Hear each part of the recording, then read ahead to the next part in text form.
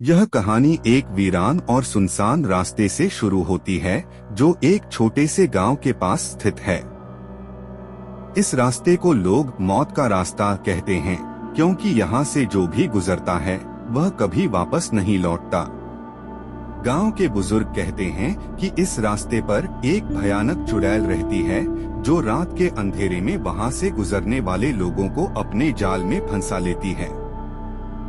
एक रात 3 दोस्त उस रास्ते से गुजरते हैं। अंधेरा घना था और चारों ओर सन्नाटा था। अचानक उन्हें दूर से एक औरत की रोने की आवाज सुनाई देती है। डर के मारे उनके कदम रुक जाते हैं। जैसे ही वे आगे बढ़ते हैं, एक लंबी बिखरे हुए बालों वाली औरत उनके सामने आकर खड़ी हो जाती है। उसकी आंखें लाल थीं और चेहरे पर एक भयानक मुस्कान थी।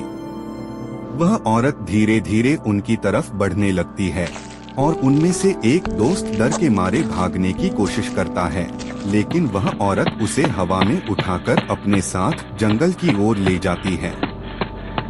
अगली सुबह गांव में खबर फैलती है कि वह दोस्त वापस नहीं आया। यह खबर सुनकर गांव वाले और ज्यादा डर जाते हैं क्योंकि यह पहली बार नहीं था।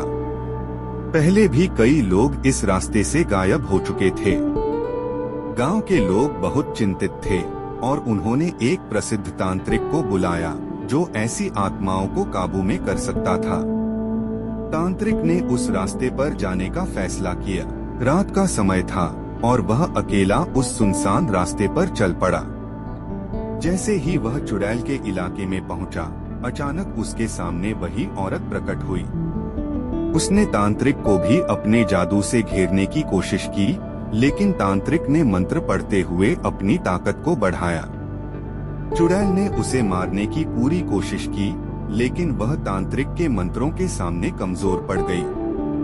तांत्रिक ने चुड़ैल से कहा, तुम अपने पापों की सजा भुगतोगी, अब तुम्हारा अंत निकट है। चुड़ैल ने चीखते हुए कहा, मैं मर नहीं सकती, मैं अमर हूँ। लेकिन तांत्रिक ने अपनी शक्ति से उसे काबू में कर लिया और उसे वहाँ से हमेशा के लिए बांध दिया। गांव वालों को उस रात के बाद कभी चुड़ैल की आवाज नहीं सुनाई दी। लेकिन कहते हैं कि अगर कोई उस रास्ते पर फिर से जाएगा तो चुड़ैल के बंधन टूट सकते हैं और वह फिर से अपनी आत्मा की भूख को शांत करने के लिए वापस आएगी।